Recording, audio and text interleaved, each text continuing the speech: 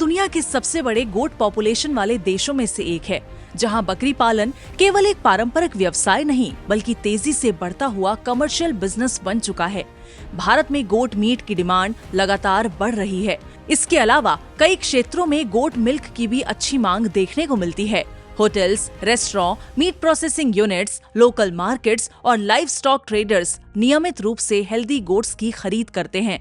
आजकल soap industry में भी गोट मिल्क की डिमांड लगातार बढ़ रही है, क्योंकि इसका उपयोग विभिन्न स्किन केयर प्रोडक्ट्स के निर्माण में किया जाता है। यही वजह है कि गोट फार्मिंग बिजनेस आज एग्रीकल्चर और लाइव स्टॉक सेक्टर का एक स्टेबल एवं पोटेंशियली प्रॉफिटेबल बिजनेस मॉडल बन चुका है। तो सवाल ये उठता है कि जब बकरी पालन व्यवसाय से जुड़े उत्पादों की मांग लगातार बनी हुई है, तो लोग इस बिजनेस अपॉर्चुनिटी का लाभ उठाकर एक सफल कमर्शियल गोट फार्म कैसे स्थापित कर सकते हैं।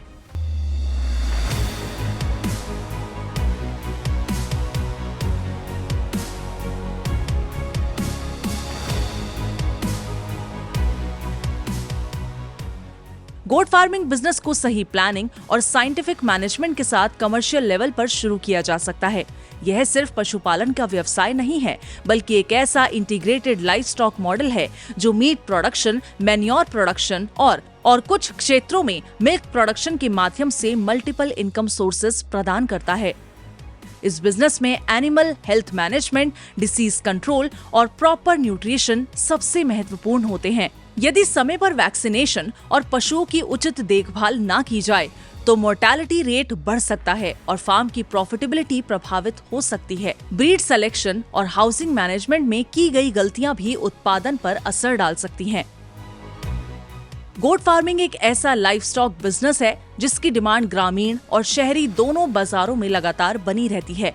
इस बिजनेस में ब्रीडिंग के माध्यम से हर्ड साइज बढ़ाने का अवसर मिलता है, जिससे समय के साथ फार्म की प्रोडक्शन कैपेसिटी और इनकम दोनों बढ़ाई जा सकती है। सरकार भी पशुपालन को बढ़ावा देने के लिए विभिन्न योजनाओं के माध्यम से लोन और सब्सिडी की सुविधा प्रदान करती है, ताकि अधिक से अधिक लोग इस बिजनेस से जुड़ सकें। कई राज्यों में NRLM जैसी योजनाओं के तहत गोट फार्मिंग के लिए लोन और सब्सिडी दोनों उपलब्ध कराए जाते हैं, जिससे नए उद्यमियों के लिए इस बिजनेस की शुरुआत करना और कमर्शियल स्केल पर आगे बढ़ाना आसान हो जाता है।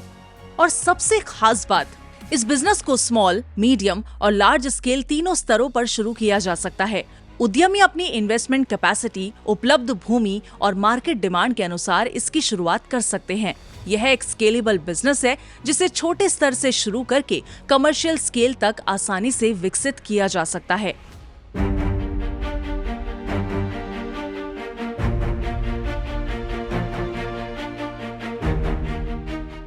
हाय, मैं DK सिंह, युवान एग्रो फार्म, जो इंडिया का सबसे बड़ा बिगेस्ट 5 स्टार गोट फार्म है, जो आगरा में सिचुएटेड है। मैं और मेरे साथ 70 स्टाफ मिलके यहाँ 5000 से ज़्यादा गोट का संभालते हैं हम लोग, और ये शायद इंडिया का ही नहीं, एशिया का सबसे बड़ा गोट फार्म है। किसान का जो सबसे ज़्यादा प्रॉब्लम ये होती है, एक आम किसानों की धारणा ये है कि सस्ती बकरी या सस्ता जानवर खरीदे। सस्ते जानवर, सस्ते बकरी नहीं खरीदना चाहिए। चुनाव सही फ्रेम का कीजिए। आप अगर 10 बकरी पाल सकते हो तो महंगी बकरी, अच्छी बकरी, हेल्दी बकरी लीजिए। दूसरा, प्रेग्नेंट बकरी मत खरीदिए। प्रेग्नेंट बकरी खरीदने के बाद क्या होता है कि वो स्ट्रेस में आती हैं, वो प्रीमेच्योर बच्चा मरा हुआ दे देती हैं, तो वो आपका 7 से 8 महीने का नुकसान होता है। तो एक बकरी को अपने यहाँ लेके जाइए, उसको 1 महीना रखिए, पहले अडॉप्ट करने दीजिए अपने घर के वातावरण को। उसके बाद उसको ब्रीड पे ले आइए। 5 महीने प्रेगनेंसी पीरियड का टाइम होता है। 5वें महीने जब ख़त्म होता है तो वो बच्चा देती है। बच्चे को 3 महीने 4 महीने माँ के दूध पे छोड़िए। थोड़ा बहुत माँ के साथ वो खाना खाना शुरू कर देगा 1 से 1.5 महीने बाद, और उसके बाद माँ को दोबारा, फिर उसके बकरी को दोबारा आप क्रॉस करा सकते हैं। और बच्चा जो है वो अगले 16-17 महीने में 100 किलो का हो जाता है, जिसकी अच्छी वाजिब कीमत ईद के मार्केट में मिल जाती है, जो साल में एक बार आता है।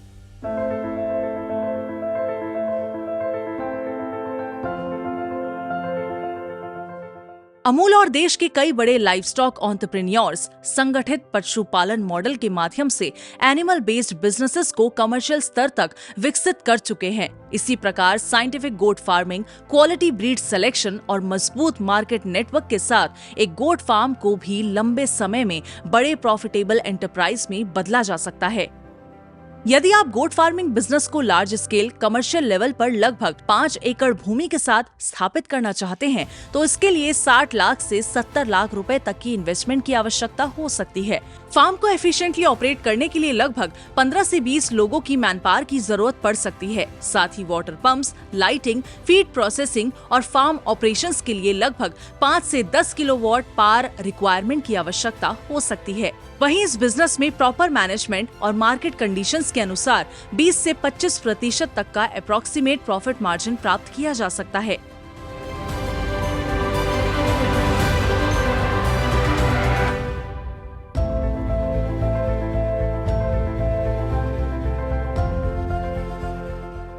इस बिजनेस में मुख्य रूप से goat shed structure, feed mixing machine, chaff cutter machine, water supply system, fodder storage unit, weighing machine, veterinary equipment, fencing system, feed storage equipment, generator और पावर बैंक जैसी सुविधाओं और मशीनों की आवश्यकता होती है, जो फार्म ऑपरेशंस को सुचारू रूप से चलाने में महत्वपूर्ण भूमिका निभाती हैं। इस फार्मिंग प्रोसेस में मुख्य रूप से quality goat breeds, green fodder, dry fodder, concentrate feed, mineral mixture, maize feed, wheat bran, oil cake feed, vaccines, medicines, clean water, breeding materials का उपयोग किया जाता है, जो पशुओं के स्वास्थ्य और उत्पादन क्षमता को बेहतर बनाने में मदद करते हैं। कमर्शियल गोट फार्मिंग यूनिट शुरू करने के लिए कुछ आवश्यक रजिस्ट्रेशंस और अप्रूवल्स की जरूरत हो सकती है, जिनमें मुख्य रूप से जीएसटी रजिस्ट्रेशन, उद्यम रजिस्ट्रेशन, जिला panchayat permission, shop act registration शामिल है।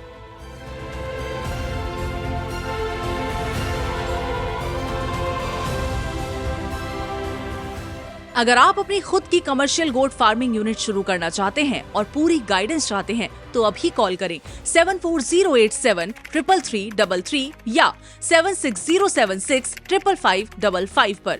इंस्टीट्यूट फॉर इंडस्ट्रियल डेवलपमेंट आपको आइडिया से लेकर बिजनेस सेटअप तक पूरी मदद प्रदान करता है। ऐसी ही इंफॉर्मेटिव बिजनेस वीडियोस के लिए एंटरप्रेन्योर इंडिया टीवी को सब्सक्राइब करें।